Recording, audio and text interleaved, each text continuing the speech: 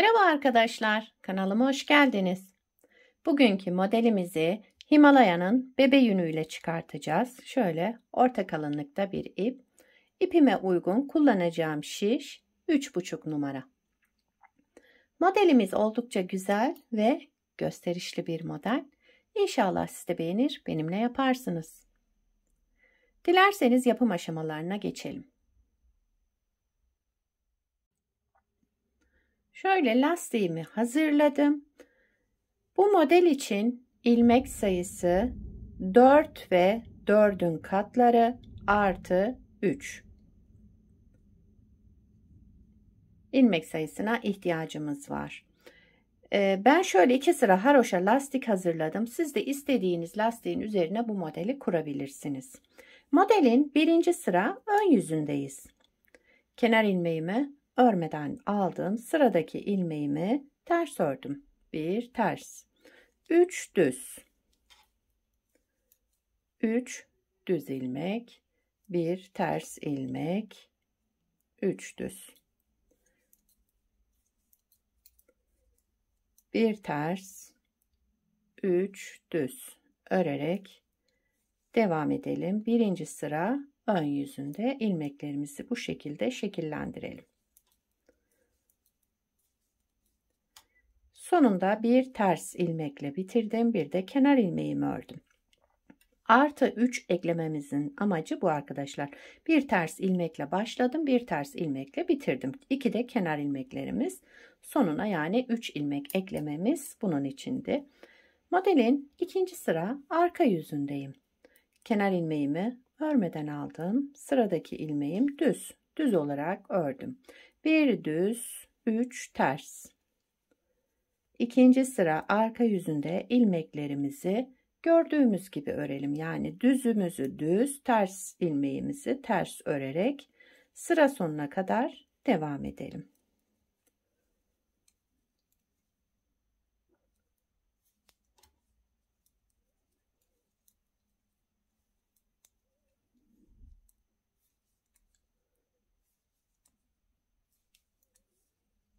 Evet. Üçüncü sıra ön yüzüne geçtim modelin. Kenar ilmeğimi örmeden aldım. Sıradaki ilmeğim ters olarak ördüm. Daha sonra bir kez doladım, yani artırma yaptım. Sıradaki 3 düz ilmeğimi ipimi öne alarak 3 ilmeğimi topladım şu şekilde önden ve ters örerek kestim. Tek ilmeğe düşürdüm. Devamında bir kez daha artırma yaptım. Yani burada ilmek sayımız yine aynı. 1, 2, 3. 3 ilmek oldu artırmalarımla. Aynı şekilde tekrar ediyorum. Bir ters ilmek ördüm. Bir artırma yaptım. İpi kendimden tarafa aldım. Sıradaki 3 düz ilmeğimi ters örerek tek ilmeğe düşürdüm. Daha sonra bir kez daha artırma yaptım. Bir ters ilmek ördüm. Bir artırma yaptım. 3 düze gelince üçünü bir ters örerek tek ilmeğe düşürdüm. Bir artırma yaptım. Bir ters ilmek ördüm. Ters ilmekten sonra tekrar bir artırma ve 3 düz ilmeğimi önden şöyle alarak ters ördüm ve tek ilmeğe düşürdüm.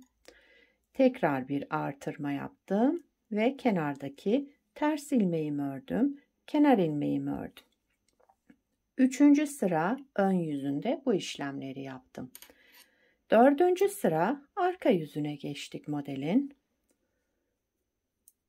Kenar ilmeğimi örmeden aldım.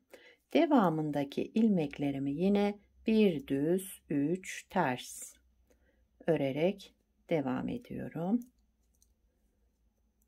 Bir düz, yani düz ilmeğimi düz örüyorum. Bu 3 ilmeğimi de ters örüyorum. Dördüncü sıra arka yüzündeyiz. Modelimiz oldukça kolay yapımı ve güzel, gösterişli bir model. Evet. Kenar ilmeğimi de ördüm sıra sonuna gelince. 5. sıra ön yüzüne geçtik. Kenar ilmeğimi örmeden aldım.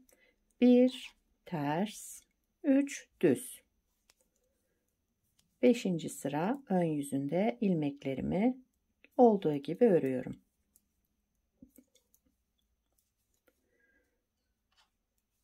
Ters olan ilmeğimi ters, 3 düz ilmeğimi de yine düz olarak ördüm. 5. sıra ön yüzünde bu şekilde sıramı tamamladım. Kenar ilmeğimi de ördüm. 6. sıra arka yüzünde yine aynı işlemler. Kenar ilmeğini örmeden aldım. Sıradaki ilmeğim düz olarak ördüm. Devamında 3 ters ilmek, şöyle bir düz, 3 ters örerek sıra sonuna kadar devam edelim. Son sıramız, modelimiz 6 sıradan oluşmakta. Güzel ve kolay bir model. 6 sırayı tamamladım. Evet, modeli bir kez kurmuş olduk arkadaşlar. Bakın şöyle ön yüzünden de şöyle bir görüntümüz var. Model oldukça güzel ve kolay bir model. Modeli bir kez daha kuralım arkadaşlar. Modelin 1. sıra ön yüzündeyiz. Kenar ilmeğimi örmeden aldım. 1. sıra ön yüzünde 1 ters 3 düz. Yani bakın zaten ilmeklerim 1 ters 3 düz olarak devam ediyor. Bu şekilde devam edelim. 1 ters 3 düz.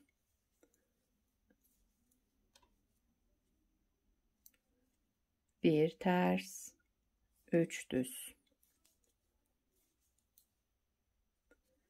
Evet, bir ters ilmek, bir de kenar ilmeğimi ördüm. 1. sıra ön yüzünde 1 ters 3 düz, 1 ters 3 düz olarak modelimizi devam ettirdik. 2. sıra arka yüzünde yine ilmekleri gördüğümüz gibi örelim. Modelin 3. sıra ön yüzüne geldik. Kenar ilmeğimi örmeden aldım. Sıradaki ilmeğimi ters ördüm. Zaten ters olan ilmeğimi ters ördüm. Bu 3 düz ilmeğe gelince önce bir artırdım. Şöyle bir doladım. İpimi öne aldım. 3 düz ilmeğimi bu şekilde şöyle toplayarak ters ördüm. Biraz sık örmüşüm.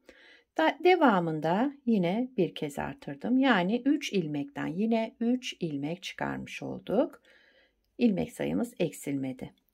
Bir ters ilmek ördüm ortadaki. Devamında bir artırma yaptım. İpimi öne aldım. 3 düz ilmeğimi ters topladım. Şöyle tek ilmeğe düşürdüm. Devamında bir artırma yaptım. Bir ters, bir artırma, 3 düz ilmeğimizi de ters örerek tek ilmeğe düşürelim.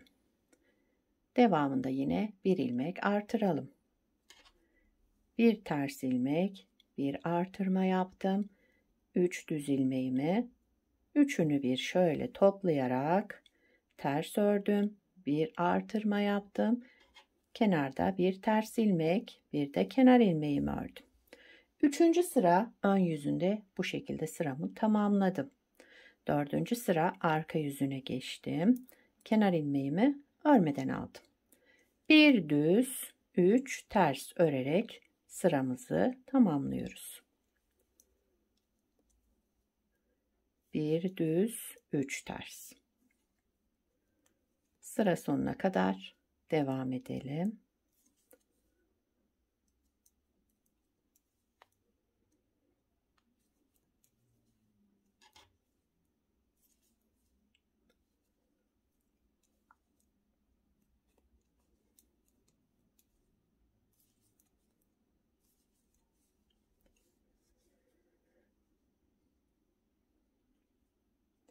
Beşinci sıra ön yüzünde ilmeklerimizi yine gördüğümüz gibi kenar ilmeğimi örmeden aldım. 1 ters 3 düz. İlmekler görüldüğü gibi örelim. 1 ters 3 düz. 5. sıra ön yüzünde sıra sonuna kadar böyle devam edelim.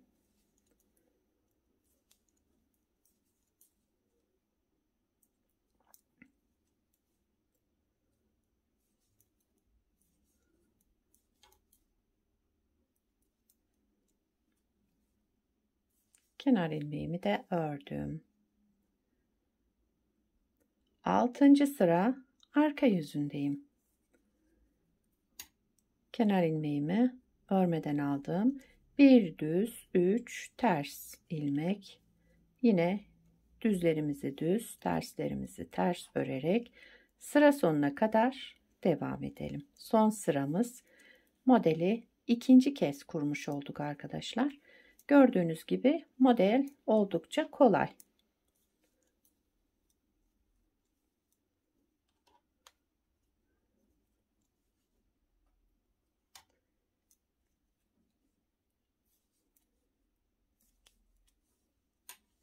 Sıramı tamamladım.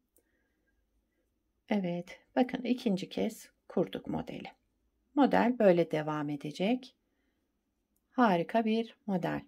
Bir de modelin ilerlemiş halini göstereyim. Bunu da daha önce yaptım size göstermek için. Şöyle bunda da şöyle hazır lastik yaptım. Bunda haroşa lastik yaptım beraber yaptığımızda. Modelin ilerlemiş hali de bu şekilde devam ediyor. Bakın modelimiz gayet güzel. Şöyle gösterişli. Hafif ajurlu modellerden. Modelin arka yüzü de bu şekilde.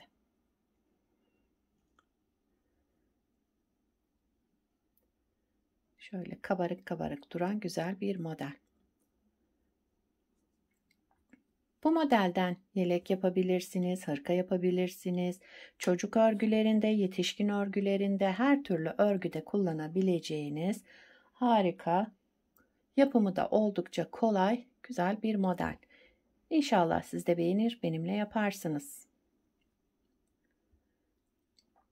Beni buraya kadar izlediyseniz arkadaşlar bir beğeni yapmayı, yorum yapmayı, beni desteklemeyi unutmayın. Yapacak olanlara kolay gelsin. Bir sonraki videoda görüşmek üzere. Hoşça kalın.